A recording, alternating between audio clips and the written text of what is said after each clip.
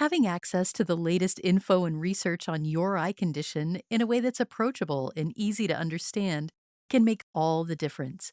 In this episode, we learn about the Bright Focus Foundation from its Vice President of Scientific Affairs, Diane Bovenkamp, and Hadley's Chief Program Officer, Ed Haynes.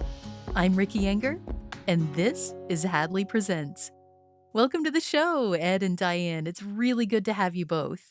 Thanks, Ricky. Really appreciate it. This is going to be a lot of fun. Glad to be here. Ed, I know you're pretty familiar with Bright Focus, and in fact, you've had a chance to do a presentation for them. So I imagine that you have some really good questions for Diane today. So yeah, let's jump right in. Thanks very much. Well, Diane, first of all, let me just thank you for being with us today. We're really excited to talk about Bright Focus, and I think it's a wonderful organization. So, if you don't mind, I'll dive right in with my first question. If you could just tell us a little bit about Bright Focus, your history, and the mission of your organization. Thank you so much. This is so exciting to be here with, your organization that's been around for 100 years that's doing good in the community. I'm so excited. Yeah, so Bright Focus Foundation has been around 51 years now. And our primary focus is to fund research around the world to find cures for macular degeneration, glaucoma, and Alzheimer's and related dementia. So we funded $300 million for the past 50 years. Wow. Yeah. In 25 countries with more than 1,900 grants to more than 6,300 scientists. Wow. And so we basically believe that there's no geopolitical border that we can't go and hunt down the next innovative idea to maybe that next idea could find the cure. And the second thing that we also do is we translate all of the research that we fund, and actually that's around in the world, into lay language for affected families, so that you can understand and learn ways that you can become empowered to address and keep healthy.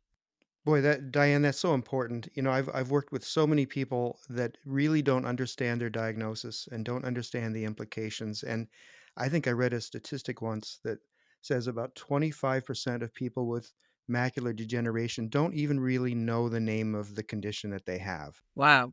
So that's just fantastic that you're not only working with the medical community and researchers, but then translating the results of all of that research into language and information that people with the diagnosis can understand. That's just wonderful. So you're sounds like you're serving almost two audiences. You're serving the medical community who's doing the research, and then it looks like you're also really trying to focus on the folks who have the diagnosis as well. So to that end, you have these great chats, and I think you have chats related to macular degeneration and glaucoma. And it was a lot of fun to be on one of your chats just a little while ago. So I wonder if you could talk about these. Why did you start them, and what was your goal? Yeah, we started, believe it or not, 10 years ago, these chats. And they're really cool because just like this interview, they're audio only. They're friendly for people who are visually impaired. And people can sign up. And it's set up so that on the day of the chat, a telephone will call you. You just have to pick it up and listen to it. It's really kind of very convenient. And it happens every month. And the reason why we did it was exactly like what you said, so that people can know more about their condition and to learn about ways to become empowered. I just recently had last week a chat that I did with Dr. Sheldon Rowan from Tufts University in Boston, and we talked all about lifestyle modifications and the microbiome. The bacteria in your gut can actually affect your eye disease, if that makes sense. And so there's all these things that you can do to become empowered and maybe take all these questions. And there's a transcript every week, and we push it out on many different medium that you could actually print this out and bring it to your doctor and ask them about it. So yeah, it's all about trying to spread the information and become empowered. Well, that's fantastic. So people sign up, they get a phone call, so there's no barrier there. They don't have to learn how to use their phone if using the phone is difficult for whatever reason, for vision-related reasons. Is there any opportunity for interaction? So can people ask questions of the speakers who are featured in your chat, or how can they provide feedback? Absolutely. There's many different ways for feedback because that's what we want. We don't, it's kind of like the Stephen Covey sharpening the saw. We always want to try and improve. And so not only can people ask questions before the talk, and actually I encourage people to do that if you do go and sign up, Okay. because then I put that on my list if I'm the moderator of questions that I can maybe ask the speaker. But then also, if you think of something in the middle of the chat, they can press a button. You can go and talk to a live person, tell them your question, and then get back onto the call. And then also at the end of the talk, we always ask people with a simple like press 1, 2, or 3, press a number. Did you like this chat? Was it helpful or was it not helpful? So I think that it's very important. We don't want to do podcasts or chats just for the sake of having chat. It has to be serving the community. No, I totally agree. Now, how often do these chats happen? Is it once a month, bi-monthly, and how do you keep current and interesting with regard to your subject matter? You sounds like you have a lot of researchers to draw on. Are those primarily the presenters? Yes. So we've done in the 10 years, we've done 115 episodes to date so far, and you can access all of these on our website, but it's monthly. It's the last Wednesday of every month, just so that it's very easy for people to remember. And then for the inspiration, yeah, so it comes from many places. So I'm the chief of the scientific affairs team. So we go around the world or virtual to different scientific conferences. So we know that there's hot topics. We know thousands of researchers around the world, as well as clinicians, because we fund research that goes, basic, translational, and clinical. And, we also do have our scientific review committee, our advisors that they can give us advice on what's the hottest topic.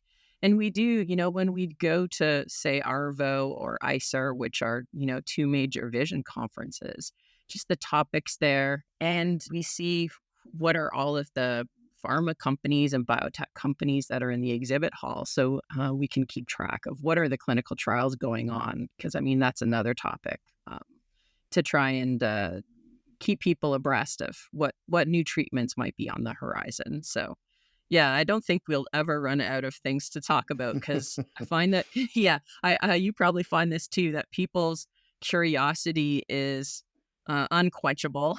Yep, absolutely. I'm curious now myself. If you had to name 5 episodes that received the most interest from your audience, what would be a few of those?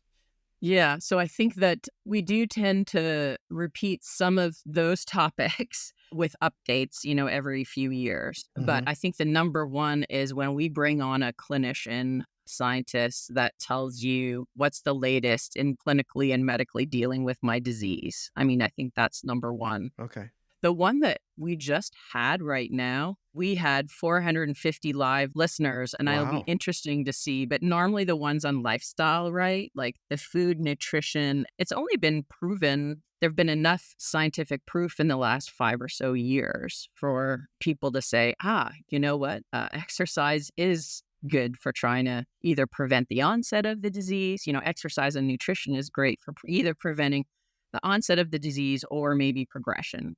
And Hmm. and also with macular degeneration, all about the ARIDS clinical trial and the nutrition. That one, I guess, is a third type of trial. People want to keep on top of that. And just as a summary, it's like a clinical trial that was led by the National Eye Institute, Dr. Emily Chu, and others, that shows that a specific combination of vitamins and antioxidants can help if you have intermediate dry AMD, that it might prevent the progression to wet AMD. And I see. yeah, Well, that's exciting. yeah. So that's the third. And I think that, the fourth and fifth type, I did one chat in glaucoma and one chat in macular degeneration on stem cells. What's the latest in treatment within the last year, like how to regenerate the eye, even if you fully lost your vision, there are clinical trials on, and research on the horizon that maybe you could try and get your vision back. So those were really exciting. So you could look that up. I can imagine. Yeah. And then I think just the fifth one is like what's going on with clinical trials, the upcoming clinical trials. Okay. I think those five, and you can go in and find them. But what I understand is on average, we have 600 live listeners every month Okay. for the Macular Chats, and then nearly 10,000 recorded listens on average per Wow. month. Yeah. Wow. Yeah, I'm amazed. I mean, we started out 10 years ago with 100 people live. So all of our vision chats are available to listen as podcasts on the go on YouTube, Spotify, iHeartRadio, Amazon Music, Apple Podcasts, and Pandora. Fantastic. I was just going to ask how you access those recordings. So Yeah, that's wonderful. That's a big audience. yeah. And I just, it gives me chills sometimes thinking about the good that we're doing and giving information to people to empower them. Well, it's really, really important, particularly because folks often struggle, I think, to get that kind of detailed information from their personal ophthalmologist. There's just sometimes not a lot of time during that doctor visit. So it's wonderful they have this resource.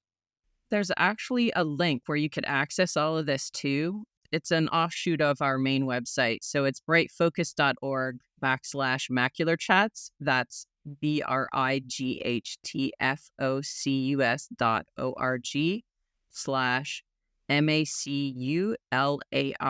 BRIGHTFOCUS.org/MACULARCHATS. Wonderful. It should be mentioned, I believe you have glaucoma chats as well. Now, because you also focus on Alzheimer's research, are there Alzheimer's chats too? We don't have an Alzheimer's chat. We actually have something called Zoom In on Dementia. So it's a Zoom meeting. So you can go in and sign up on that. With the Zoom In on Dementia, it's not a phone call where we call you, like for the glaucoma chats and the macular chats. You sign up and you'll be either emailed or texted a Zoom link. Okay. So obviously someone would have to have Zoom on their computer and everything. Sure. Really interesting. Now, I just want to pivot a little bit and just ask you to talk very briefly, if you can, about a newer program that I think you have called the Age-Related Macular Degeneration Community Circle. It looks really interesting. I wonder if you'd just care to talk about it briefly. Yeah, that's another program or service that we offer that we're especially proud of too. And it's all about affected individuals helping each other and supporting each other. I guess in a way, this almost goes hand in hand with the macular chats in that it enables people to get together and help each other. So it's not as structured as the chats. It's basically getting together every month and discussing whatever topics are relevant for them. So maybe there's something that came up in the news, or the need to ask about caregiving or what transportation do you use or whatever. And we have someone who is a Bright Focus staff member who's just on there as a moderator and a resource for everybody. But it's directed. The content and the familiarity, I guess, and the bonding between people is all directed by people who go on that program. Oh, that sounds great. Is that also a monthly event or a weekly? Monthly. Yep. Okay. Yep. And how do folks join that? I don't have it on hand, but it also is a link on the website. I'm sorry, I don't have that Yeah, no right problem. now. We'll make sure we get that link, and that'll be in our show notes. So that'll be Great. fantastic. Great. Thank you. Diana, this has been really interesting. Is there something that you'd like to tell us about the Macular Chats or about Bright Focus that I haven't asked about? Well, I mean, that's really interesting. I mean, what I want to do is kind of put it on you and Hadley and how a partnership between our organizations. I'm really glad that we met each other because I know that and I'm going to actually highly encourage people to go and listen to your chat on low vision. I think that's one thing that a lot of ophthalmologists and, eye care professionals don't think to refer people to go to low vision specialists. And I think that's very, very important. No matter what level of vision issues that you have, you can always do something to maybe improve your vision or quality of life. So I think that our two organizations kind of, go hand in hand, and we would love to promote you as well because both of our expertise are complementary. Yeah, I totally agree. And there's lots of people in need out there. So any kind of partnerships that organizations like ours can do are going to work for the greater good. So I'm at the end of my questions, Diane. I think this has been really interesting, and I enjoyed participating in the one chat with you. And I really recommend anybody who's listening right now to sign up for the Macular Chats. They're really, really great. And as you said, they put a lot of tough medical information into really understandable terms, which is just a huge, huge thing for folks. So thank you very much for joining us today. It was really great conversation, and, not only did I also want to mention that we have the chats, but we also have other materials. So you can go to our website and download PDFs and maybe use your reader to read out the materials on what is macular degeneration, what are clinical trials. But you can also call our info number, 1-800-437-2423.